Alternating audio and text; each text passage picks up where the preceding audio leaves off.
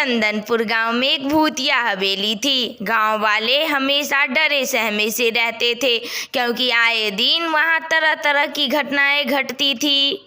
एक दिन गांव के सारे लोग सरपंच जी के सामने इकट्ठे हुए। सरपंच जी, ये क्या मुसीबत है, समझ नहीं आती। आए दिन भूतिया हवेली के आसपास घटनाएं घटती ही जा रही है। इधर उधर से जो भी गुजरता उसे डर लगा रहता है। कोई पायल की आवाज़ सुनता तो कोई भूत प्रेत के चिल्लाने की आवाज़ सुनता। कल तो सब्जी वाले का सारा सब्जी ही हवा में उड़ गया। बहुत डर का माहौल है। हाँ हाँ भाई, मैंने भी सुना है। अच्छा देखो, मैं कुछ सोचता हूँ। एक दिन एक दूध वाला उसी भूतिया हवेली की तरफ से गुजर रहा था। उसका नाम रघु था। हाय राम, आज कितनी लेट हो गई मुझे वापस लौटने में। इस रास्ते में तो मुझे बहुत डर ही लगता है। ये भगवान भगवान का नाम लेता हूँ और चुपके से निकल जाता हूँ। तभी रघु को अपने सामने एक सुंदर सी लड़की दिखती है। अरे कौन हो तुम? तुम्हें डर नहीं लगता? पता नहीं है कि इस रास्ते से गुजरना मना है। ये भूतिया हवेली है, यहाँ मत रहो, अपने घर को चली जाओ। अरे तुम भी भूत प्रेत पे विश्वास करते हो? ऐसा कुछ नहीं है। उस हवेली में तो मेरा भी घर है। चलो, मैं उस हवेली में अपने सारे घर वालों से मिलाती हूँ तुम्हें भी। चलो मेरे साथ। भूत प्रेत पे विश्वास मत करो। अरे हाँ, वो तो मैं विश्वास नहीं करता, पर गांव वाले सारे कहते हैं तो मैं भी यकीन सा करने लगा था। पर अब नहीं, चलो अपने घर वालों से मिलवाना। रघु दूध वाला उस लड़की के साथ अंदर को जाता है हवेली में, पर वह वापस लौट कर नहीं आता और पूरे गांव में सुबह खबर फैल जाती है कि रघु दूध वाला मारा गया है उसी भूतिया हवेली के पास। अनर्थ, घोर अनर्थ। अब तो सरपंच जी आपको कुछ करना ही होगा।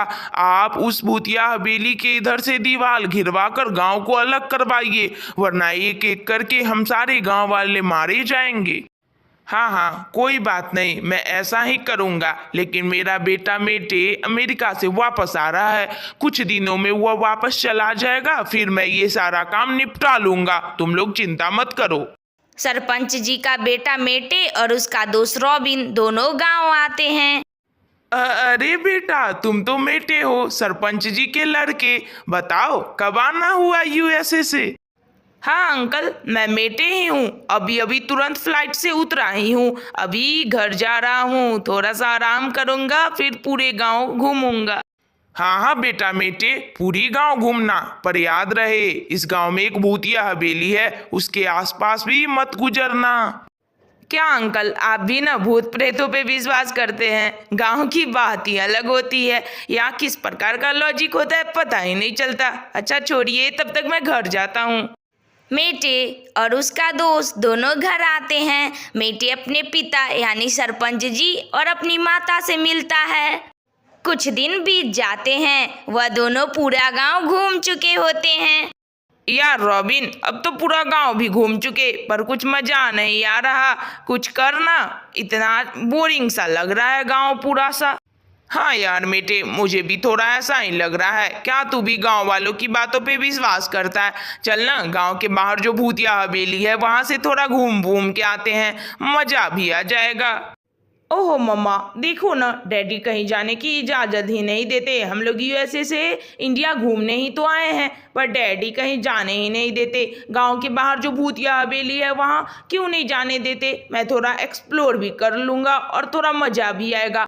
ठीक है मेटे, ठीक है, जा। रॉबिन को भी साथ ले जा, पर हाँ, शाम होने से पहले ही लौट आना और ज़्यादा अंदर मत जाना। बाहर से ही घूम घूम के चले आना। ओके ओके, थैंक यू मम्मा। मेटे और रॉबिन दोनों भूतिया हवेली पहुंचते हैं।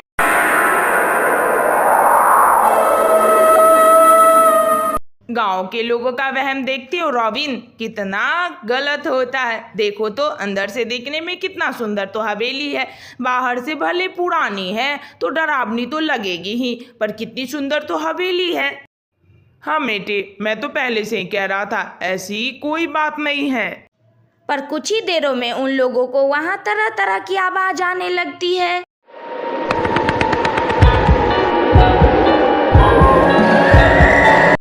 कौन कौन कौन है वहाँ? अरे भाई कौन हो, सामने आओ, कौन है वहाँ?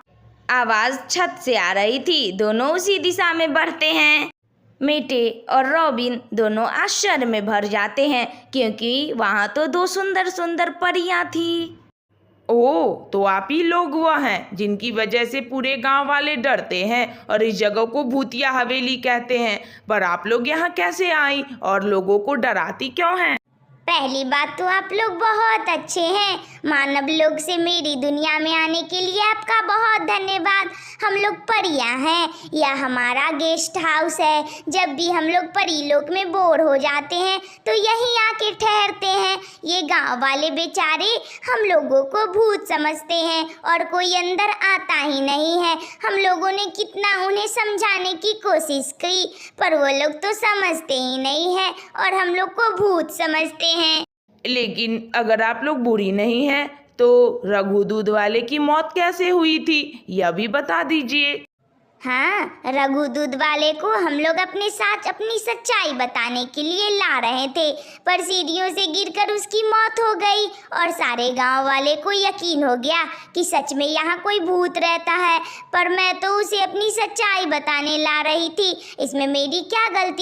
ओह, तो अब मुझे समझ आया कि यहाँ कोई भूत नहीं रहता, यह तो परियों का गेस्ट हाउस है। हाँ, सही कहा ना मैंने? हाँ, हम सब पर विश्वास करने के लिए आपका बहुत धन्यवाद मानव लोक के व्यक्ति, आपका बहुत धन्यवाद। लेकिन आप गांव जाकर सारे लोगों को हम लोगों की सच्चाई बता दीजिए। मेटे वहाँ से वापस लौटकर सारी सच्चाई अपने माता पिता को बताता है और सरपंच जी गांव वाले को सारी सच्चाई बता देते हैं। फिर रॉबिन और मेटे दोनों वापस अमेरिका चला जाता है। तो बच्चों, तुम्हें कैसी लगी यह वीडियो? अगर अच्छी लगी हो तो लाइक करो, शेयर करो, कमेंट करो और हाँ, सब्सक्राइब भी कर लेना। कार्टून वाली दीदी तुम्हें रोज नई नई कहानी सुनाया करेगी। Thank you.